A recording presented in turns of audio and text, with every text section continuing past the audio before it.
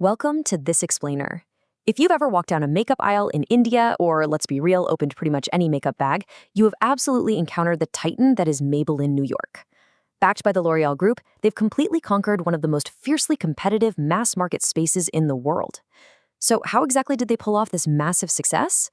Well, that's exactly what we're here to uncover today. Okay, let's dive into this. Here is our strategic playbook for understanding their market localization and growth. First, we'll look at the beauty market takeover. Then, targeting Gen Z and millennials. After that, we'll break down the 4Ps of Maybelline, explore winning the digital space, look at their SWOT and competitive edge, and finally, forecast the future of Maybelline. Section 1. The beauty market takeover, setting the stage. To really understand how Maybelline increases market share, builds brand awareness, and drives incredible sales in India's booming cosmetics market, we have to start with their core positioning. It's simple: affordable, international quality makeup for every woman, paired with that legendary "Maybe It's Maybelline" jingle, which, let's face it, is probably stuck in your head right now. This strategy constantly reinforces two things. It gives you a slice of premium New York fashion, but at a price that actually makes sense for your wallet. Section 2. Targeting Gen Z and millennials, who they talk to. Let's transition over to who exactly Maybelline is trying to reach, translating some of that marketing jargon into real consumer groups. Demographically, they're zeroing in on women aged 18 to 35, mostly college students and young professionals.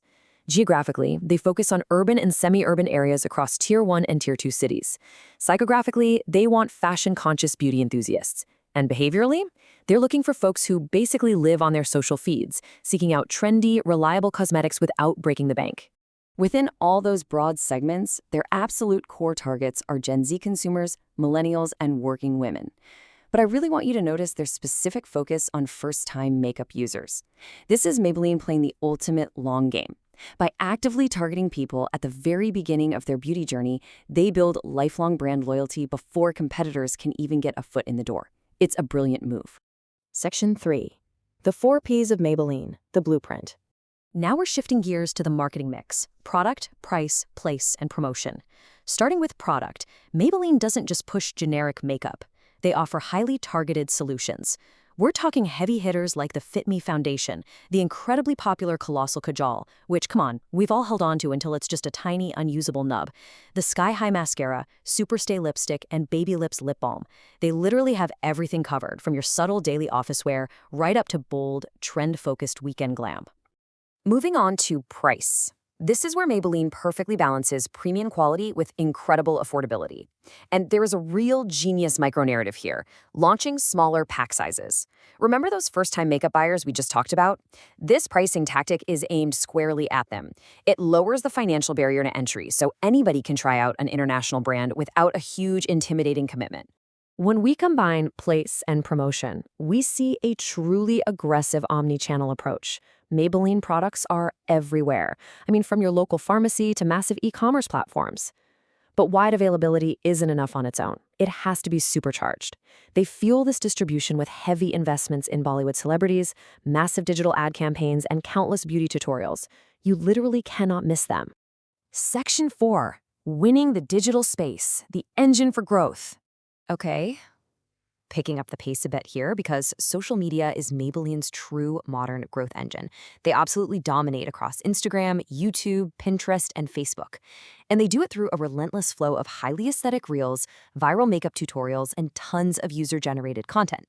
By partnering with lifestyle creators and makeup artists instead of just broadcasting at their audience, they build incredible, authentic credibility with younger demographics. And the best part? All of that highly engaging digital content perfectly funnels into aggressive e-commerce dominance. You watch a great tutorial on YouTube, and immediately you're guided to a flash sale or an exclusive launch on a beauty marketplace. Relying heavily on product reviews and targeted digital ads, they close the sale right there on your phone. It creates a seamless, irresistible loop from discovery straight to purchase. Section 5. SWOT and competitive edge, the reality check. Taking a step back for a more analytical look, we have to acknowledge that even a global titan like Maybelline has vulnerabilities. Their global image, vast distribution network, and affordability are undeniable strengths. But those are weighed down by incredibly intense market competition. Plus, Indian consumers are actually missing out on some of Maybelline's broader global product ranges, which limits their premium appeal. Also, that heavy reliance on influencers, that can definitely be a double-edged sword if those personalities ever lose the trust of their audience. Looking outward, the massive growth of the Indian beauty market offers a prime chance to expand deeper into Tier 2 and Tier 3 cities. There's also a huge untapped opportunity in the clean beauty space. But the threats are very real. Maybelline faces a rising tide of agile, local direct-to-consumer brands that can iterate so much faster than a legacy giant. Add in highly price-sensitive consumers and fast-changing trend cycles, and they absolutely cannot afford to get comfortable. Section 6. The Future of Maybelline. Climax and Resolution. So what must Maybelline actually do to survive and thrive amidst these shifting expectations? Today's Indian consumers demand broader, localized shade ranges that cater perfectly to local skin tones. On top of that, there is a massive cultural shift towards sustainable, cruelty-free, and clean beauty. If legacy brands don't pivot quickly to meet these ethical and digital trends, they are simply going to lose relevance.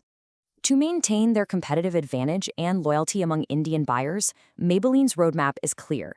First, expand shade localization so every single consumer finds their perfect match. Second, they need serious investment into clean beauty and sustainable packaging. Third, engage regional creators to speak to consumers in local languages. And fourth, push aggressively into those Tier 2 and Tier 3 markets. These aren't just suggestions. This is an essential survival strategy. I want to leave you with one final provocative question. Will localized clean beauty be Maybelline's next big win in India? Or will agile domestic D2C brands swoop in and steal the crown? It is a fascinating corporate battle, and thanks to this explainer, you now have the strategic framework to watch it all unfold. Keep learning, keep questioning, and we'll catch you next time.